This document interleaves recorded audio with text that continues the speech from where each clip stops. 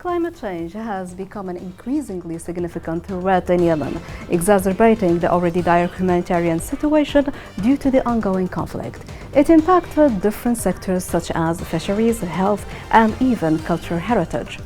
Flooding has become more frequent and severe in Yemen due to the unpredictable rainfall patterns and intense storms.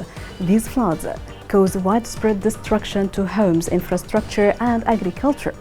Yemen experienced some of the worst flash floods. According to the UN, flash floods affected over 60,000 people across the country, with heavy rainfall impacting urban areas such as Sana'a, Aden, Taiz, and Al Hudaydah.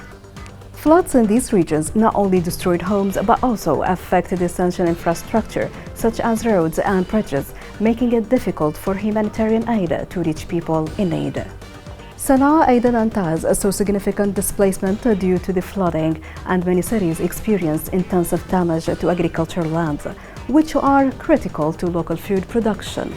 The fishing industry, a crucial source of livelihood for many Yemenis along the coast, is being severely impacted by climate change, particularly by rising sea temperatures, ocean acidification, and overfishing.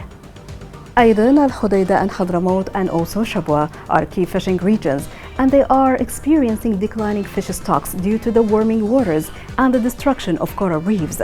Sea surface temperatures along Yemen's coast have risen by 1 to 2 degrees Celsius in the past few decades, negatively affecting fish migration patterns and reducing catch sizes.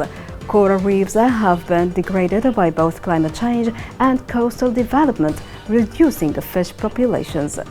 Yemen's fisheries sector is now estimated to face annual losses of $80 million due to the climate change, with over 200,000 people in coastal communities directly affected. The health sector is under immense pressure, with increased mortality rates from climate-induced diseases such as cholera, malaria, and dengue fever. The rising temperatures and erratic rainfall patterns are also contributing to higher incidence of heat-related illnesses and dehydration, especially in rural and remote governorates such as Al-Mahwit, Ib, and Al-Bayda. In addition to cholera, malaria, and dengue fever, Yemen is also seeing an increase in respiratory diseases such as asthma, which are worsened by rising temperatures, dust storms, and air pollution.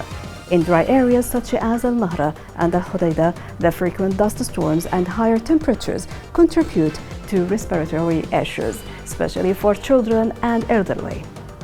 Yemen is home to many ancient and historical sites, but these are increasingly at risk due to both climate change and the ongoing conflict. Several of Yemen's heritage sites are facing threats from flooding and drought. Heavy rains and flooding can erode and damage historical structures, while extreme heat and drying can cause cracks in ancient adobe buildings. The mud bricks architecture is particularly vulnerable to both rainwaters and heat damage. The effects of prolonged droughts in areas like Hadramaut have exacerbated the vulnerability of these ancient structures. The change in rainfall patterns are also contributing to soil erosion, which endangers the archaeological sites found in regions like Al Jouf and Marib, known for the pre-Islamic ruins. Climate change impacts are diverse and affect different regions in different ways. Some key examples include increased salinity from rising sea levels is threatening agricultural land and water resources in these eastern regions in Al-Mahra and Hadramaut, and the suffering of Sana'a from water scarcity worsened by both drought and the over-extraction of groundwater.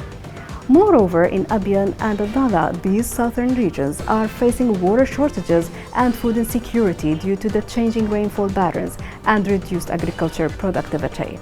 Addressing these challenges will require urgent multi-sectorial efforts and include climate adaptation strategies, humanitarian aid, and long-term investments in resilience and sustainability.